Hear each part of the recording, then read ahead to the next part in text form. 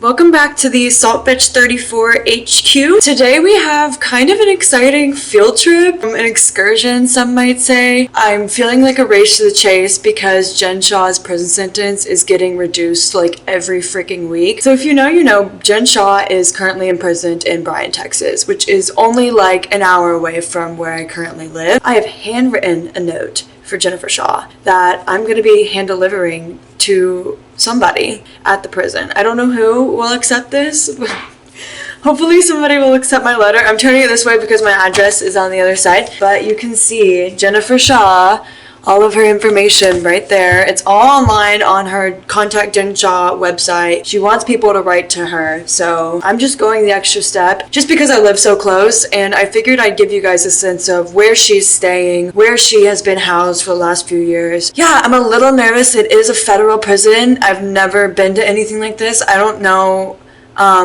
what it's gonna be like, so first time going to jail. I'm bringing my friend Peyton with me because she is obsessed with all things Lizzie Holmes, so she's gonna be covering the Lizzie Holmes beat. I'll bring you guys with me. Alright, we're here in Bryan, Texas, and we are doing the damn thing. I'm here to show you guys what Bryan, Texas is all about, where Jen Shah and Lizzie Holmes have been housed for the last couple of years. And we have a special little note that I have handwritten for Miss Jennifer Shah.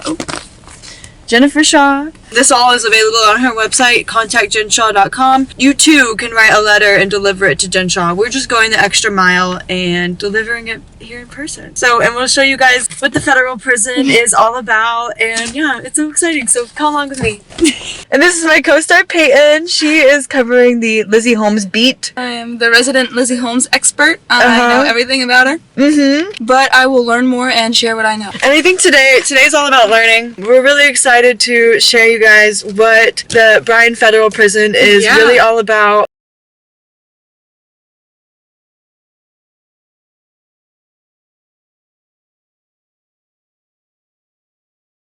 So, you guys will get to see me stamping my official letter to Jennifer Shah, and I don't know why I'm so excited right now, because I feel like I'm revealing my personal address is on this. I don't have a P.O. box. And we know what she did. We'll get into it. Don't worry. She leaked data. And here I am, giving it away for free. Actually paying to do it. Well, Peyton's parents paid to do it. I didn't have any stamps. Okay. Freedom. Freedom. That's actually so funny. I did not think about that little snafu. Damn. Well,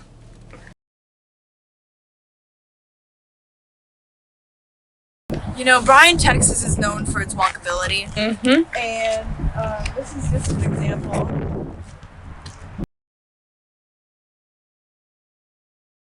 You still direct me to where we're going? Yeah.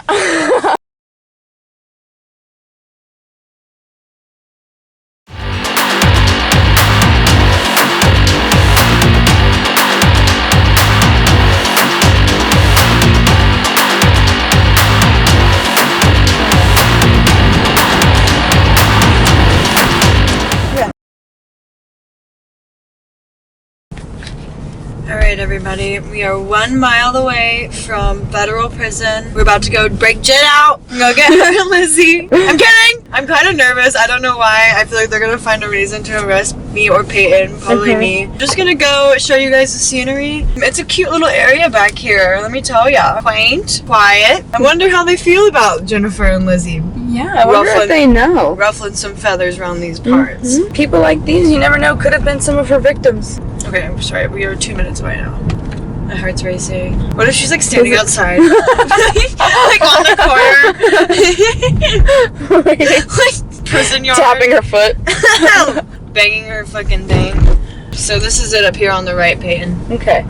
Oh my god, I'm nervous. You can't turn in there, but... Federal prison camp. Bryan Federal Prison Camp. Wait, that looks really nice. Yeah. Why does that look nice? This looks luxurious for a prison. I'm gonna go here. Yes.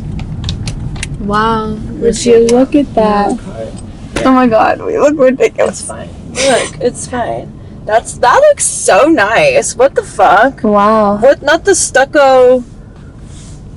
And the Not the limestone with the steel roof. It's so Texas. Yes. Sorry, y'all. I really don't want to look like super sus. Is this like a track area, workout I area? think that's where Jen and Lizzie have been. Oh my having god! sex. I think that's where they were photographed. No, No, they No. were like deep in there. they were deep in. This is like, I don't think it's maximum security. Can't be. Look at this fence. Look at this fence. These are white collar criminals. Yeah, this is white collar crime for you. Actually, this Yep. is what white collar crime will get you. Mm-hmm. Look at these little barracks. You want to drive on that side? Yeah. I'm gonna do one little loop around this side and then we're getting out of here. We're gonna find a park or I'm something. getting out of here. We'll find somewhere to park. We'll just stay in the car because it's too fucking cold. Yeah.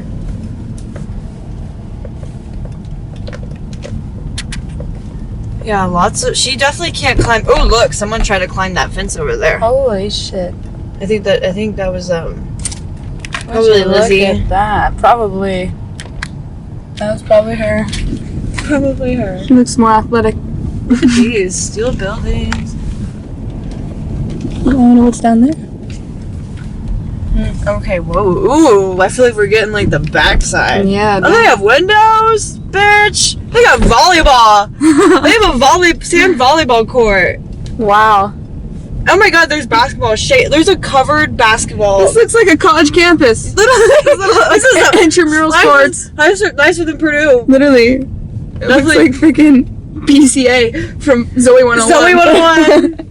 It's so Zoe 101. Look at the two-story, like, Pacific Coast Academy. look at the two-story.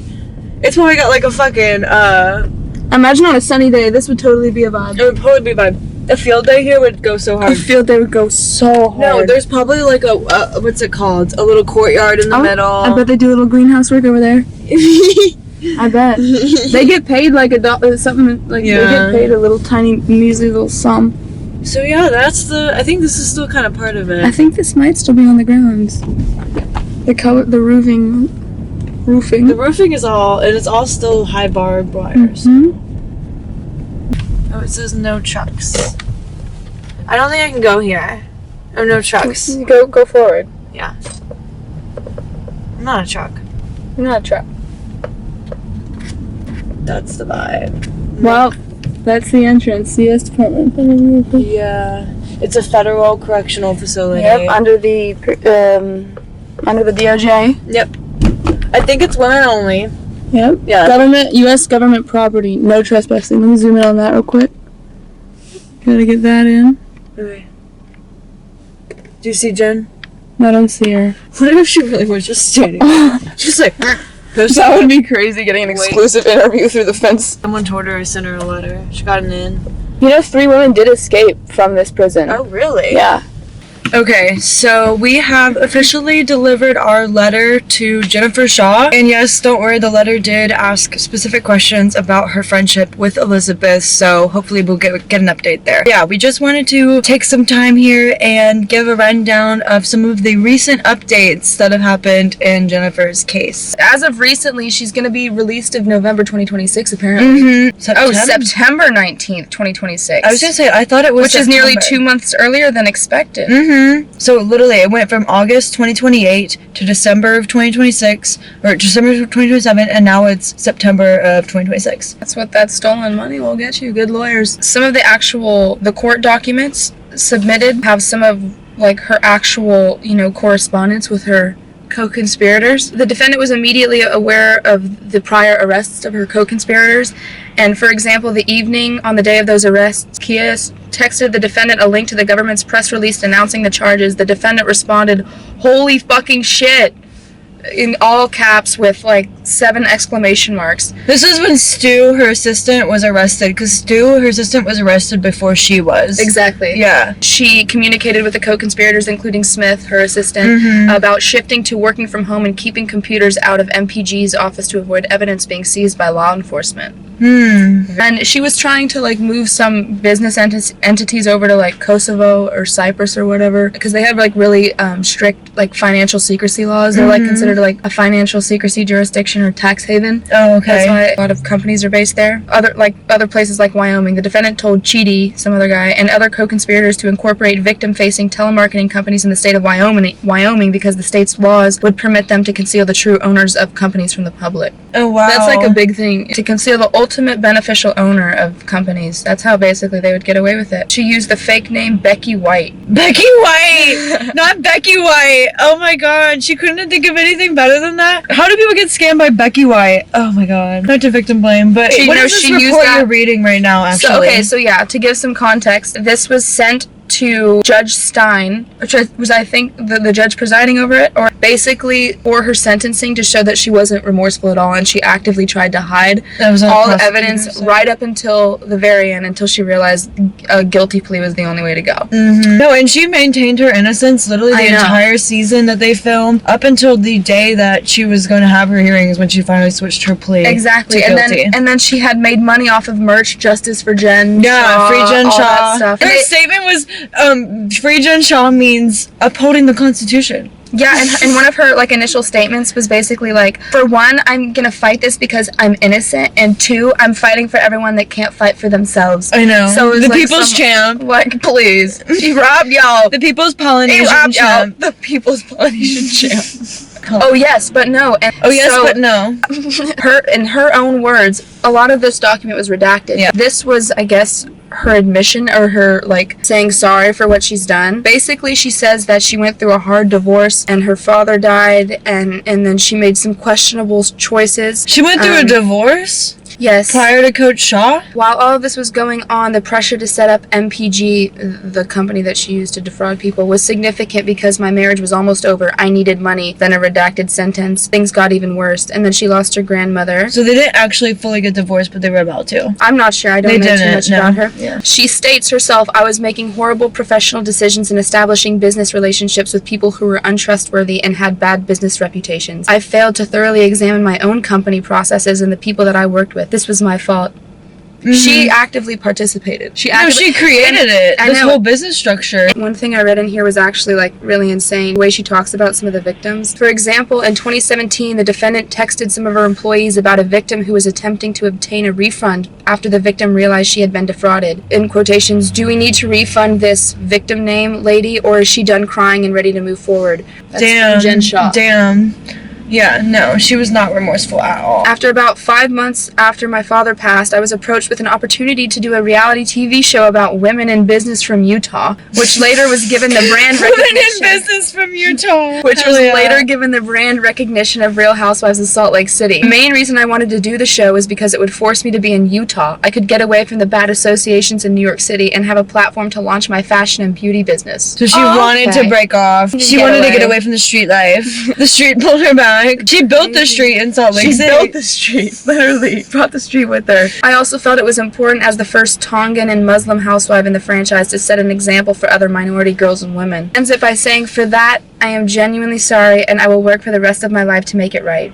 Yeah, she's been paying them like millions of dollars of reparations to her victims. These are all... Wait, can you read her defense points again? Yeah, subsection A. Miss Shah comes from an unusual background that placed great demands on her at a young age and throughout her life. B. Jen dropped out of the University of Utah so that she could help support her husband and newborn son. This is like a multiple question. Multiple choice question. What is the reason why Jen Shah is innocent? And C, with 3 other subsections. Miss Shah is not only a devoted mother and family member, but has provided emotional and physical support to help many of the people in her life. She's a pillar of the Salt Lake community. And then D, how did Miss Shah, an otherwise law-abiding and model citizen, get involved in this crime? I want to hear her unusual background. What is it? Combination of immigrant and Polynesian cultures had a profound impact on my Not her blaming the Polynesian culture for her federal fraud. Don't bring them down with you. Her father, Sion, was an immigrant from the impoverished Tongan island of Tongatapu, and her mother, Charlene, also of Polynesian descent, was from Hawaii. They both converted to Mormonism. Yeah, Polynesian Mormons. Jen was born while both of their parents were in college. Oh, you know those college kids with their young convictions. We're Mormon now. Yeah. You gotta play the part. Man. I just wonder, like, how she's doing in Texas. Like, with the Texas people. I know it's a federal prison, but, like, I wonder if she's liking, like, if she's feeling the culture here. Adjacent to her right now. I'm just, like, wondering if she feels a little bit a part of Bryan, Texas. I wonder because I do. Yeah. Being here feels like home, let me tell you. Where do you think she's gonna go first when she gets out? Whataburger. Probably this Whataburger. Probably. Yeah. That'd Where be the we're at most right excellent now. thing to do. That's where she should be. I just got a patty melt. I just got a chicken tender meal. I know.